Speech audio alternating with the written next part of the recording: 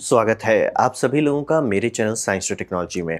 मैं अनुपम विपुल आप सभी लोगों का स्वागत करता हूं आज के शो साइंस थर्सडे में। आज हम लोग बात करेंगे ट्रैक बैलिस्ट के बारे में, यानी कि जो रेलवे पटरी में आप पत्थर देखते हैं उसको समझने की कोशिश करते हैं कि पत्थर क्यों फेंका रहता है वहाँ पे। तो हिसाब समझिए कि ज़रूरत क्या है, हमें ज़रूरत है कोई ऐसा चीज़ जो स्टेबल बेस रहे ट्रैक के लिए, क्योंकि ट्रैक में दो मेन चीज़ होता है। पहला जो रेल्स होता है जिस पे चक्के चलते हैं, दूसरा होता है स्लीपर्स। और स्लीपर्स का काम होता है रेल के बीच का डिस्टेंस और उसको रिजिडिटी देना। अब बात है कि ये अगर ऐसे आप मिट्टी में रख देंगे वो धंस जाएगा, और अगर कोई भारी ट्रक रहा सही में गायब हो जाएगा मिट्टी के अंदर। तो हिसाब वही रहता है, कुछ चाहिए जो इसको संभाल सके, भरपूर चीज़। और ट्रेन जो है ना बहुत भारी हो रहा है और हम लोग और मेहनत कर रहे हैं कि उसको और भारी बना सकें। आप जैसे कि डेडिकेटेड फ्रेट कॉरिडोर देखेंगे तो वो उसका ट्रैक मतलब पर ट्रैक क्लियरेंस बहुत हाई है, यानी कि बहुत ज़्यादा टनेज वो संभाल सकता है। और प्लस ये फ्रीक्वेंट भी बहुत होता है, यानी कि एग्जांपल लीजिए कि अगर कोई ब्रिज बनाया जाता है तो वहाँ स्टडी की जाती है कि कितने ट्रक से इससे गुजरेंगे। अगर उससे बहुत कम ट्रक गुजरेंगे, खूब सारी गाड़ी गुजरेगी तो उतना मजबूत नहीं बनाना पड़ता है। लेकिन अगर ट्रक ही मतलब वो ऐसा जगह पे जहाँ सिर्फ ट्रक पे ट्रक जा रहा है, डबल या ट्रिपल मजबूत बनाना पड़ता है ताकि उसका लोड संभाल सके। ट्रेन के केस में वही समस्या होती है कि ऐसा नहीं आप ज़रूरी है कि एकदम भरपुष्ट बनाए तभी वो चलेगा। वो एक दो बार चल जाए, लेकिन बात होता है कि डेली डेली अगर उसमें यूज़ करें या मेन लाइन पे है जहाँ पे कई कई हर 10-15 मिनट पे ट्रेन जा रहा है, तो अच्छे से अच्छी चीज़ का बैंड बच जाता है और आप देखने लगे पटरी आपको वेवी दिखने लगता है। तो साहब यही समझिए कि ट्रेन जो है बहुत भारी होता है और बहुत फ्रीक्वेंट भी होता है। और इस हिसाब से मस्ट सर्वाइव द एलिमेंट, यानी कि बाहर जो गर्मी पड़ रही है, ठंडा पड़ रहा है, बारिश हो रहा है, ये सब को वो संभाल सके। ऐसा नहीं कि हाँ गर्मी हुआ ठंडा हुआ क्रैक कर गया, वैसे नहीं चलेगा। चाहिए जो एलिमेंट्स को संभाल सके और वेजिटेशन ग्रोथ कम कर सके, क्योंकि अगर ऐसे पेड़ में उगने लग गया तो आपको पता ही है पेड़ का जो जड़ होता है वो एक्सपैंड करता है, वो एक्चुअली आपका पटरी को हटा सकता है। और ये ऐसा हो चुका है, जो भी ट्रैक अनमेंटेन्ड रहते हैं और उसको जंगल क्लेम कर लेता है, बाद में ये सब ट्रैक आउट ऑफ स्पेक हो जाता है, यानी कि दोनों पटरी के बीच की दूरी कम बेसी हो जाती है, अनबैलेंस हो जाता है। तो ये समझना बहुत ज़रूरी है कि ये सबको मेंटेन रखने के लिए हमें कुछ चाहिए जो इसको लंबे समय तक संभाल सके। तो इसी के लिए बैलेस्ट का इस्तेमाल किया जाता है। तो बैलेस्ट समझिए एक तौर का पत्थर है खास तौर का, जो क्रश स्टोन जनरली सेलेक्ट किया जाता है। कुछ-कुछ और भी कहीं-कहीं इस्तेमाल किया जाता है, लेकिन जनरली क्रश स्टोन लिया जाता है। और हिसाब ये रहता है कि कोशिश ये की जाती है कि बहुत इरेगुलर हो और शार्प एजेस हो। इरेगुलर का मतलब होता है कि सबका साइज़ एक जैसा ना हो, कुछ बड़े हों, कुछ छोटे हों। रेंज ज़रूर बताया जाएगा, जैसे कि 5 मिलीमीटर से लेके आपका 30 मिलीमीटर तक हो, या जो भी डिपेंड करता है उसके हिसाब से रेंज ज़रूर बताया जाएगा। लेकिन कोशिश की जाती है कि मिक्सचर रहे, कभी भी ऐसा नहीं कि एग्जैक्टली एक ही रहे क्योंकि एग्जैक्टली एक रहने पे उसका बिहेवियर बदल जाएगा। मिक्सचर रहना ज़रूरी है। दूसरी बात, शार्प एज होना चाहिए। इसको मतलब तोड़ने के बाद ग्राउंड नहीं किया जाता, या कभी भी नदी के नीचे से नहीं उठाया जाएगा, क्योंकि नदी का पानी उसको घिसता रहता है तो स्मूथ हो जाता है, वो एकदम नहीं चाहिए।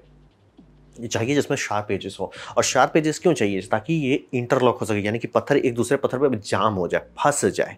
इंटरलॉक जिसको कहते हैं, ऐसे ऐसे जगह फंस जाता है तो ये हिलता डुलता नहीं है और आगे पीछे जाता नहीं है। और इससे भी समझिए, इससे पानी ड्रेन होता रहता है, यानी कि अगर यहाँ आप कुछ भी रखते हैं तो पानी धड़ाक से इसके ऊपर बैठ जाएगा, वो नहीं हो पाएगा क्योंकि खाली जगह है ना, आराम से बह के निकल जाएगा। और इसमें मतलब समझिए गर्म और ठंडा होने से इसको कोई खास फर्क नहीं पड़ता है। तो इसका बहुत फ़ायदा है और ये कॉस्ट इफेक्टिव है, यानी कि बनाने का तो हम लोग बहुत चीज़ बना लेते हैं, लेकिन बात होता है ना कि अगर आप अफोर्ड नहीं कर सकते उसका कोई फ़ायदा नहीं है। मतलब डेमो के लिए, टेस्ट के लिए एक दो तो छोटा बना लेना बच्चों के लिए चीज़ है, लेकिन आपको कोई बोले कि भारत का 70,000 किलोमीटर का रेलवे ट्रैक्स को अपग्रेड करो तब बैंड बच जाएगी। तो हिसाब वही समझिए कि ये बहुत कॉस्ट इफेक्टिव रहता है, यानी बहुत सस्ते में निपटता है और अनएंडिंग है, यानी कि आपको पत्थर की कमी नहीं होने वाली है। तो इसीलिए इसे हम लोग इस्तेमाल करते हैं। अब बात करते हैं इसका इस्तेमाल यूज़ में कैसे लाते हैं। तो यूज़ में लाने के लिए रॉक जो है सेलेक्ट किया जाएगा किस तरह का रिक्वायरमेंट है, यानी कि ज़रूरी नहीं कि सारे रॉक एक ही जैसे हार्डनेस के हों। कुछ रॉक ज़्यादा हार्ड होते हैं, कुछ सॉफ्ट रहते हैं। डिपेंड करता है कि आप कैसा मतलब किस तरह का लोड बनाना चाह रहे हैं वहाँ पे। जैसे हमारे डेडिकेटेड फ्रेट कॉरिडोर के लिए तगड़ा पत्थर बनाया जाएगा, क्योंकि उसपे बनाया जा रहा है कि ज़्यादा लोड रह सके। कोई नॉन मेन लाइन है जहाँ पे कि गाड़ी आती जाती रहती है, लेकिन सिर्फ समझिए एक ईएमयू इधर से उधर करता रहता है, उसके लिए उतना सीरियस नहीं रहेगा। तो ट्रैफिक कैसा है ट्रैक्स पे, उसके हिसाब से सिलेक्शन किया जाता है। और फिर रहा बात कि अगर हाई स्पीड पे करने की कोशिश की जा रही है, जो कि जनरली लोग नहीं प्रेफर करते हैं, लेकिन अगर करना पड़े कॉस्ट के चलते, तो उसको मतलब समझिए आधा मीटर तक डीप बनाना पड़ता है, और ये काफ़ी टनेज खाता है। और हिसाब से समझिए नॉर्मल जो आप देखते होंगे वो सब जनरली 0.3 मीटर तक ही रहता है। और रहा बात कि नॉर्मल अगर स्पीड पर चले, यानी कि 220 किलोमीटर से नीचे के आसपास के बारे में बात कर रहे हैं, तो उससे मोटा कभी नहीं बनाया जाएगा। कारण ये है कि सारी स्टडी की गई है कि एक हाइट से ज़्यादा अगर आप इसे ऊंचा कर देते हैं कोई फ़र्क नहीं पड़ता, बस आपका खर्चा बढ़ जाता है। और रहा बात कि कई 100 किलोमीटर की बात हो रही है, तो खर्चा ज़रूरत से ज़्यादा नहीं होना चाहिए। और फिर आप ये समझिए कि इसको कई बार आप लोग देखते होंगे पटरी को दो परत में बिछाया जाता है कि मतलब ऐसे पटरी रख दिया जाता है, फिर उसके ऊपर गिट्टी गिराया जाता है। तो ये कई बार देखने में ऑड लगता है कि भैया आपने गिट्टी का पूरा बनाया, लेवल किया, उसके ऊपर ट्रैक रखा, machine automatic track laying machine आती है, फिर उसके ऊपर आप गिट्टी क्यों गिरा रहे हो। बात ये समझना जरूरी है कि इसमें शोल्डर होना जरूरी है, यानी कि आप इस तरह के जो स्लीपर्स देखते हैं, स्लीपर्स के इर्द गिर्द में जो पत्थर रहता है वो जरूरी है, नहीं रहेगा तो वो उसके ऊपर फिसलने लगेगा। और बिना ये मतलब अगल बगल से जो उसको जाम नहीं किया जाए तो लैटरल स्टेबिलिटी खत्म हो जाती है, मतलब ऊपर नीचे नहीं जाएगा ट्रैक, क्योंकि नीचे पत्थर है, संभाल लिया बम बम, लेकिन वो फिसल सकता है, दाएं बाएं फिसल सकता है। तो इसीलिए ये शोल्डर हमेशा किया जाता है। और जितने भी आप ट्रैक लेइंग मशीन देखेंगे वो ट्रैक लगाने के बाद अगल बगल गिट्टी गिराता रहता है, करना ज़रूरी है, क्योंकि बिना शोल्डर के अगर ऐसे आप रख दिए, इसमें बहुत धीमा ट्रेन चलेंगे चलेगा, क्योंकि ऑब्वियसली ट्रैक लेइंग मशीन चलती है इस पर, लेकिन अगर इस पर थोड़ा सा भी स्पीड पकड़े पटरी फिसलने लग जाएगा। तो ये समझना चाहिए, शोल्डर सोच के कैलकुलेट करके बनाया जाता है कि कितना मतलब स्लीपर का क्या डायमेंशंस है और कितना डालने से उस पर रहेगा। और अगर मान टर्निंग वर्निंग में आपको कई बार दिख सकता है कि पूरा एकदम ऑलमोस्ट दफना दिया जाता है ताकि उतना लोड, लैटरल लोड बर्दाश्त कर सके। अब बात करते हैं इसका मेंटेनेंस के बारे में। तो यहाँ पे समझिए, आपको ये समझना है कि आप इसको ऐसा रख रहे हो कि पानी इसमें गिरे और निकल जाए, लेकिन उसमें एक दिक्कत है कि फाउलिंग हो सकती है। फाउलिंग का मतलब होता है कि कुछ भी कचरा वहाँ पहुँच जाता है, जो कि ट्रेन उसके ऊपर चल रहा है, ट्रेन में मतलब सारे बाथरूम्स होते हैं, बहुत सारे बाथरूम का आउटपुट डायरेक्ट वहीं फ्लश करता है, फिर इंजन्स हैं, उस पर लुब्रिकेशन है, बहुत सारा चीज़ गिरता रहता है। अगर आप लोग ट्रेन बहुत देखते होंगे, पटरी में ध्यान देते होंगे तो काला काला दो लाइन बन जाता है जहाँ पे ग्रीस निकलते रहता है जब देखो तब। तो धीरे धीरे सारे पत्थर में कचरा जम जाता है, और वो कचरा से दिक्कत ये होता है कि वो कचरा एक जगह बन जाता है जहाँ धूल गर्दा बैठता है, धूल गर्दा बैठता है तो वो इतना न्यूट्रिशन वहाँ पे आ जाता है घूम फिर के कि घास उगने लगता है, यानी वेजिटेशन स्टार्ट होता है। एक बार वो स्टार्ट पड़ गया, एक रूट बन गया, और रूट गलती से भी ऊपर का लेयर से नीचे वाले मिट्टी तक अगर छू गया, काम खत्म, वो आपका पूरा का पूरा पत्थर पे मतलब जंगल बनाना शुरू कर देता है। ये बहुत सीरियस समस्या है। फाउलिंग जो है, यानी कि मतलब पत्थर सब जो है वो साफ रहना चाहिए। अगर फाउलिंग नहीं है तो गए, मतलब ये फाउलिंग हटाते जा रहे तभी तक आपका ट्रैक टिका होगा। अगर फाउलिंग होने लगा, खासतौर पे कुछ ऐसे जगह पे जहाँ पे खूब कचरा उचरा उड़ता है या खूब बारिश वारिश होती है, वहाँ पे ध्यान देना होता है, क्योंकि अगर ट्रैक्स को ध्यान नहीं दिया गया लिटरली लटक जाएगा। और ये समझिए कि फाउलिंग हटाने के लिए लिटरली इस तरह मतलब पत्थर धोने वाली मशीन है एक तौर से समझिए कि ये सब क्या करता है, पत्थर को कन्वेयर बेल्ट से लेते हैं, उसको झाड़ के, सब चीज़ हटा के झाड़ के कचरा एक साइड में निकाल दिया जाता है और फिर से वो पत्थर रख दिया जाता है। ये समझ जरूरी है, मतलब आपको पटरी के पत्थर को धोना होता है, मतलब पानी से के बिना ही धोया जाता है, क्रश मतलब समझिए उसको शेकर में डाल डाल के हटाया जाता है, लेकिन ये ज़रूरी है। अगर फाउलिंग का स्टेप नहीं हटाया जाए, कुछ दिन के अंदर ही सारे पटरी सुहा हो जाएंगे, क्योंकि वेजिटेशन एक जड़ पहुंचा ठीक से, दर दर दर दर करते करते, हाँ भैया पटरी क्या हुआ सर, खत्म सर, पटरी पचा लिया, जंगल आपका पटरी को पचा गया। तो ये समझना जरूरी है, पीरियोडिकली इसको साफ करते रहना। मतलब हर देश के पास जो भी रेलवे नेटवर्क रखता है वो ऐसे मशीन रखते हैं, और आपको कई बार देखिएगा ना कि पत्थर सब कुछ ज़्यादा साफ है और बगल में कचरा का लाइन दिख रहा है, वो जनरली ये वाली मशीन गुजरी है बगल से। कभी ध्यान दीजिएगा, आपको दिखेगा। और फिर ये समझिए कि समय के साथ आप उस पर ट्रेन चला रहे हो, वो थोड़ा सा दब रहा है, डंग डंग डंग डंग करके दब रहा है, तो वो थोड़ा आउट ऑफ शिफ्ट चला जाता है, यानी कि दोनों पटरी के बीच का डिस्टेंस जो है एकदम मैथमेटिकली या प्रिसाइज चाहते हो। रियल वर्ल्ड में तो कुछ ऐसा होता नहीं है, लेकिन एक टॉलरेंस दिया जाता है कि मतलब थोड़ा सा अप डाउन चलता है, वो चलता है, लेकिन एक बहुत ज़्यादा नीचे हो जाए, थोड़ा सा टेढ़ा हो जाए, थोड़ा सा ट्विस्ट आ जाए, थोड़ा सैग हो जाए, तब गड़बड़ होने लगता है। और रहा बात कि वो इतना गड़बड़ नहीं है कि पटरी से आपका ट्रेन उतरना चाहिए, लेकिन वो समझ रहे हो उस रास्ते पर जा रहा है कि, और अगर मान ली गलती से ट्रेन स्पीड पर रहा, वो सही में उतर सकता है, तो ये आउट ऑफ शिफ्ट हो जाता है, आपका पत्थर सब जो है आउट ऑफ शिफ्ट चला जाएगा। तो उसके लिए टैंपिंग की जाती है। टैंपिंग का मतलब ये रहता है कि बीच में ऐसे प्रॉन्ग्स डाल के, मैंने नीचे डेडिकेटेड जिफ वाली मतलब एनिमेशन वाली वीडियो दे दी है ताकि आपको समझ में आ जाए कि ये सब कर कैसे रहे। वो जाके उसको धरा के उसको टाइट करते हैं, और वो किया इसलिए जाता है ताकि फिर से उसका स्पेक जो है, मतलब कि इसमें रोलर्स रहेंगे जो ट्रैक को उठा लेंगे, और रोलर का अंदर से उसमें रेफरेंस है कि रोलर इतना दूरी पे होना चाहिए, पटरी यहीं एग्जैक्टली होना चाहिए। रोलर पटरी को पिंच किया हुआ, उठा दिया पटरी को, नीचे टैंपर उस पत्थर को लगा दिया, दोबारा टाइट कर दिया, रख दिया जाएगा उसके ऊपर। तो ये टैंपिंग भी आप ये बार बार देखते होंगे मशीन। और फिर ये समझिए कि पत्थर है, आपने उसका मतलब एज रखा है कि जो एकदम जैगेड हो, संभालता रहे, लेकिन एंड में हो क्या रहा है उस पर, वो ठंडा गर्म तो उस पर अभी भी असर करेगा। हाँ, तुरंत ऐसा नहीं होगा पूरा ट्रैक एक्सपैंड कर रहा है, लेकिन पर पत्थर तो फैल सिकुड़ रहा है, और हिसाब ये समझिए कि उस पर गाड़ी चल रही है, तो हो क्या रहा है, क्रशिंग हो रही है उसकी, ढन ढन ढन ढन करके क्रशिंग हो रहा है। तो कुछ समय के बाद वो स्मूथ हो जाता है, यानी कि पत्थर आप लीजिएगा एकदम जैकेट का, एकदम कंकड़ एकदम ताज़ा ताज़ा रहेगा, लेकिन देखते देखते देखते देखते वो पूरा गोल होने लगेगा, और जहाँ वो हो गया यानी कि वो यूजलेस हो चुका है, यानी पत्थर निकालिए और पूरा फ्रेश डालना पड़ेगा आपको। तो ये समझना ज़रूरी है कि मेंटेनेंस इस सब ट्रैक के बहुत ज़्यादा होता है। बिना मेंटेनेंस किए रखेंगे तो मतलब लोकल गाड़ी चल रही है, बहुत धीरे चल रहा है, तो आपको पता चल जाएगा गाड़ी के अंदर की गाड़ी कुछ ज़्यादा डामाडोल कर रहा है, तो यानी अनमेंटेन्ड बैलेस्ट है, उसका बैलेस्ट सही रहता है तभी पटरी का अलाइनमेंट सही रहता है। बैटरी को साफ भी करना पड़ता है, प्लस अराउंड 20-25 साल के बाद आपको पूरा पत्थर फेंकना पड़ता है।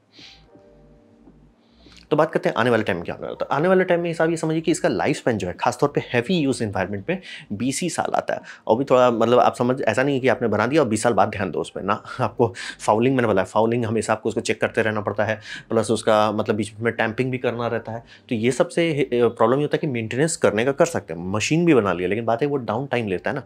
जैसे कि मतलब जहाँ पे 2 ट्रैक है वहाँ पे आप थोड़ा सा ट्रेन को स्लो करके एक पटरी को आप मेंटेन कर सकते हो, दूसरे से मतलब क्रिस क्रॉस करा सकते हो। जहाँ पे 3 है वहाँ पे ज़्यादा दिक्कत नहीं हो, तो 4 है तो बल्ले बल्ले को मतलब जनरली पता नहीं चलेगा कि मेंटेनेंस किया जा रहा है, डाउन टाइम नहीं आएगा। लेकिन डाउन टाइम तब भी आ रहा है, आपका थ्रूपुट घट रहा है, तो वो मतलब रेलवे नेटवर्क को असर पड़ता है उससे। तो हिसाब ये रहता है कि लोग बैलेस्ट लेस सिस्टम के पीछे भागते हैं, जो कि आपको मेट्रो ट्रेन में देखने मिलेगा। और इसका ये फायदा होता है कि ये अगर अच्छे से बनाया जाए, अच्छे से इसको कमीशन किया जाए, 60 साल तक आपको सोचना नहीं होता है। ये 20 साल में रो देता है, क्योंकि ना पत्थर उसका धीरे धीरे चकनाचूर हो ही जाता है। वो पत्थर होगा एकदम कांच जैसा शार्प स्टार्ट होगा, देखते देखते देखते बॉल जैसा राउंड हो जाता है। तो हिसाब यही रहता है कि डाउन टाइम आपको लगेगा उसमें। तो यहाँ पे कई जगह पे बैलेंस लेस सिस्टम लगाया कि मैंने बना के रख दिया, जैसे मेट्रो हो, दिल्ली हो, इधर दिल्ली हो, अहमदाबाद हो, कि मैंने बना के रख दिया, मतलब मुझे सोचना ही नहीं है। 60 साल बाद मुझे सोचना है कि उसका अब क्या करना है। तो ये बहुत लंबे टाइम तक आपको शांति रहे। और दूसरा, बैलेंस लेस में ये फ़ायदा होता है कि ये ढंग से इसका कंस्ट्रेंट, यानी कि पटरी कितनी सख्ती से वहाँ है, वो बहुत हाई रहता है। यानी कि इस पर 300 किलोमीटर से ऊपर जा सकते हैं आप। ऐसा नहीं है कि आप पत्थर वाले में नहीं जा सकते, लेकिन बहुत मेंटेनेंस खाने लगेगा वो अगर आप ऐसा करते हैं। इसीलिए आपको जितने भी हाई स्पीड आजकल दिखेंगे मॉडर्न जो बनाए जा रहे हैं, शांति से सब में कंक्रीट इस्तेमाल किया जा रहा है, बैलेस्ट नहीं कर रहे हैं। और रहा बात की मेट्रो के केस में ये होता है कि वो शहर के इर्द गिर्द है, पत्थर फेंका सकता है इधर उधर से, तो उसमें एक सीरियस। और प्लस आपको जब भी उसकी टैंपिंग करनी पड़े, कैसे करेंगे आप? ब्रिज के ऊपर है, ब्रिज में टैंपिंग मशीन आप नहीं चलाना चाहोगे। तो और इसीलिए आप देखिए कभी भी ब्रिज में आपको बैलेंस नहीं दिखता, मेटल पे मेटल बांधा जाता है।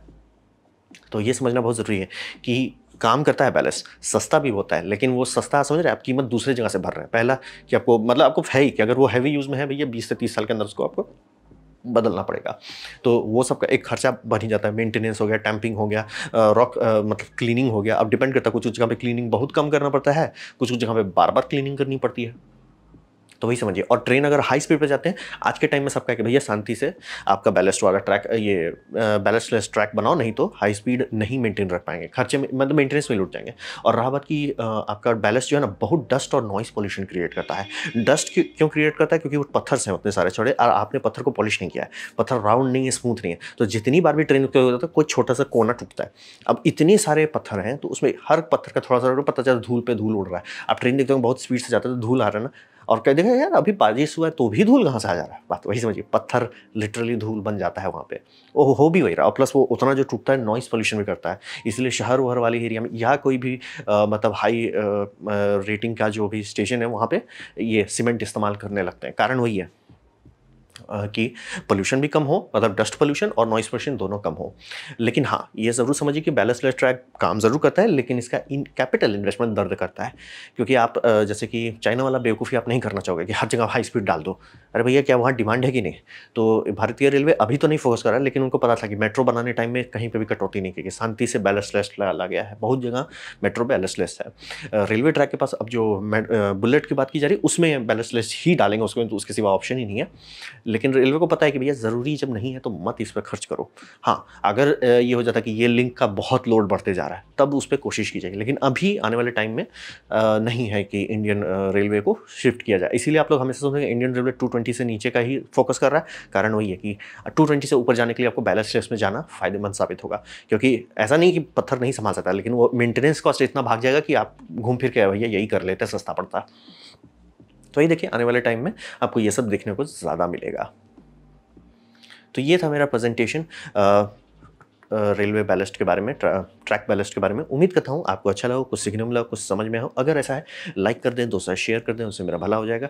नहीं अच्छा लगा, नहीं पसंद आया, कोई बात नहीं, आप डिसलाइक दबा सकते हैं। मैं कहूँगा डिसलाइक 2 बार दबाएं, उससे मुझे पता चलेगा कितना ना पसंद हुआ है। मैं आपसे कहूँगा कमेंट लिखें, मैं हर कमेंट को पढ़ने की कोशिश करता हूँ।